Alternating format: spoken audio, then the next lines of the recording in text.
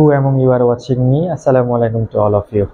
আজকে তোমাদের সাথে আমি আলোচনা করব চেঞ্জিং সেন্টেন্সের অ্যাসার্টিভ টু ইন্টারোগেটিভ পার্টটা নিয়ে। ঠিক আছে, যখন একটা সেন্টেন্স অ্যাসার্টিভ ফরম্যাটে থাকবে, তুমি যখন তাকে ইন্টারোগেটিভ ফরম্যাটে নিবা, তখন তোমাকে বেসিক্যালি কি করতে হবে দেখো। একটা অ্যাসার্টিভ সেন্টেন্সের দুইটা প্যাটার্ন হবে। প্রথমে subject, auxiliary verb, main verb, others. এই হচ্ছে একটা প্যাটার্ন।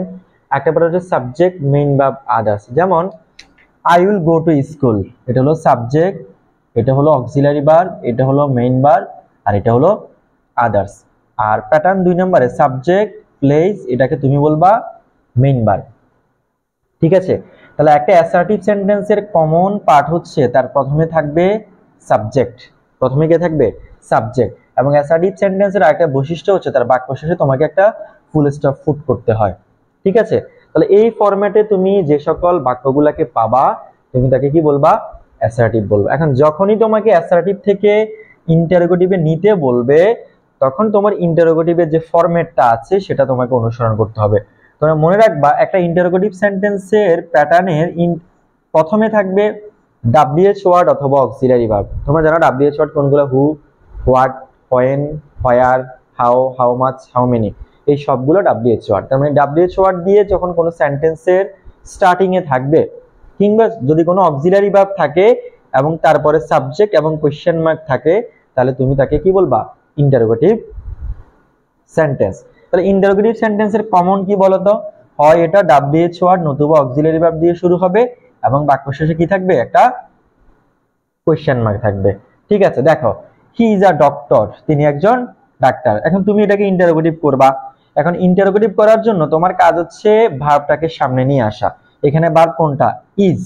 ইজ না? সেখানে তোমাকে আরেকটা কাজ করতে হবে, যদি ইজ এর সাথে নট যুক্ত না থাকে তোমাকে নটটা যুক্ত করতে হবে, আর নট থাকলে নটটাকে তোমাকে বাদ দিয়ে দিতে হবে। দেখো ইজ এর সাথে কোনো নট নাই, তুমি এর জন্য কি লিখবা? ইজেন্ট লিখবা। এই যে অক্সিলারি ভার্ব ইজেন্ট, এরপরে সাবজেক্ট আসবে হি আর ডক্টর, এরপরে তুমি একটা কোয়েশ্চেন মার্ক দিবা। ঠিক আছে, ইজেন্ট হি আ ডক্টর। এখন দেখো যদি তোমার মেইন ভার্ব দিয়ে শুরু হয়, he wishes to happy, he wishes to be happy, সে সুখী হতে চায়। দেখো এই সেন্টেন্সের প্যাটার্নটা হচ্ছে সাবজেক্ট, মেইন ভার্ব, তার মানে এখানে কোনো অক্সিলারি ভার্ব নাই। যদি অক্সিলারি ভার্ব না থাকে তখন তুমি জানো যে তোমাকে চিন্তা করতে হবে ডু, ডাজ, ডিড থেকে। আমরা ডিডটা বসাই সিম্পল প্রেজেন্টে, ডু এবং ডাজ বসাই সিম্পল, ডিডটা বসাই আমরা সিম্পল পাস্টে এবং ডু, ডাজ বসাই আমরা সিম্পল প্রেজেন্টে। আর ভার্বের শেষে যখন অ্যাস বা ইয়াস থাকে তখন আমরা ডাজ বসাই। দেখো হি উইশেস টু বি হ্যাপি, তার মানে এখানে কোনো অক্সিলারি ভার্ব নাই, এই উইশেসটা হচ্ছে মেইন ভার্ব। তাহলে আমাকে নিতে হবে হয় ডু নতুবা না ডাজ নতুবা ডিড। আমি দেখতে পাচ্ছি এটা হচ্ছে সিম্পল প্রেজেন্ট, কারণ সাবজেক্ট এরপরে বি ওয়ান আছে, তাহলে আমি ডিড নিতে পারবো না। ভার্বের শেষে অ্যাস বা ইয়েস আছে, এজন্য আমি কি নিব? ডাজ নিব। ডাজের সাথে যেহেতু নট নাই, এজন্য তুমি কি করবা? নটটাকে যুক্ত করবা। তার মানে ডাজেন্ট, এরপরে subject doesn't he wish to be happy, বাক্য শেষে মনে করে অবশ্যই তোমাকে কোয়েশ্চেন মার্ক দিতে হবে। ঠিক আছে, এবার দেখো এভরিবডি, এটা আরেকটা রুল। যখন কোনো সেন্টেন্সের মধ্যে এভরিবডি, এভরিওয়ান, অল থাকবে, তখন তুমি এভরিবডি, এভরিওয়ান, অল এদের পরিবর্তে হু বসাবা। কি বসাবা? হু বসাবা। দেখো everybody wishes to be happy, সবাই সুখী হতে চায়, তাহলে এভরিবডির পরিবর্তে কি আসবে? হু আসবে। দেখো ভার্বের শেষে ভার্বের সাথে অ্যাস বা ইয়েস আছে, এজন্য তুমি কি করবা? ডাজ লিখবা। নট নাই, এজন্য ডাজ নটটা যুক্ত করবা। তাহলে who doesn't wish to be happy. দেখো এখানে উইশের সাথে কিন্তু ইয়েস আছে, এখানে নাই। কেন নাই বলতে পারবা, কারণ ডু, ডাজ, ডিড এগুলো হচ্ছে এমন একটা ভার্ব যাদের পরে ভার্বের বেস ফর্ম বসে, 1 নাম্বার ফর্ম বসে।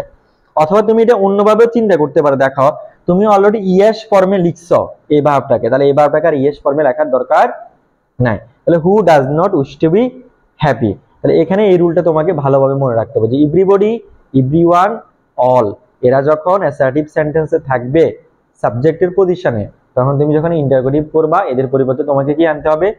হু আনতে হবে। এরপর দেখো যদি সেন্টেন্সের মধ্যে এভরিওয়ান, এভরিবডি থাকে, আমরা কি বলছিলাম? হু আনবা। ঠিক আছে, এরপর দেখো এটা হলো ভার্বের বি2, বি2 না, তাহলে বি2 আমরা কি নিই? ডিড নিই। এখানে নট নাই, যেন তুমি নটটা যুক্ত করবা। তাহলে হু, ডিডেন্ট, এরপরে ফ্রেজ, কারণ আমরা জানি ডু, ডাজ, ডিড এদের পরে ভার্বের 1 নাম্বার ফর্ম বা বেস ফর্ম হয়। এই রুলটা বোঝা গেছে? আচ্ছা, আরেকটা রুল আছে দেখো, নোবডি বিলিভস হিম, কেউ তাকে বিশ্বাস করে না। যদি সেন্টেন্সের মধ্যে নোবডি, নান, নো ওয়ান থাকে, তাদের পরিবর্তে হু বসাবা। নোবডি, নান, নো ওয়ান, তাদের পরিবর্তে কি বসাবা? হু বসাবা। হু বসানোর পর বাক্যে যে বাকি অংশটা আছে তুমি এটা জাস্ট বসাই দিবা। তাহলে এভরিবডি, এভরিওয়ান, অল, এদের ক্ষেত্রে হু বসিয়ে তোমাকে টেন্স অনুযায়ী ডু, ডাজ, ডিড এগুলো ব্যবহার করতে হয়। আর যখন নোবডি, নান, নো ওয়ান থাকে তখন এদের পরিবর্তে হু বসাবা, এরপরে সেন্টেন্সে বাকি যে পার্টটা আছে ঠিক ওইভাবে লিখে তুমি একটা কোশ্চেন মার্ক দিবা, তাহলে এটা ইন্টারোগেটিভ সেন্টেন্স হয়ে যাবে। তাহলে আজকের আলোচনায় অ্যাসার্টিভ থেকে তুমি কিভাবে ইন্টারোগেটিভ করবা এই সম্পর্কিত 4টা রুল আমি আলোচনা করেছি। তোমরা যখন অনেক বেশি প্র্যাকটিস করবা, কারণ রুল দিয়ে আসলে গ্রামার শেখা যায় না, গ্রামার শিখতে হয় তোমাকে প্র্যাকটিস করে। তোমাদের বইয়ের মধ্যে যে প্র্যাকটিস সেশনগুলো আছে তোমরা এগুলো নিজেরা করবা। এরপর যদি কোথাও প্রবলেম হয় অবশ্যই আমাকে জানাবা। তোমাদের সবাইকে আসসালামু আলাইকুম ওয়া রাহমাতুল্লাহ।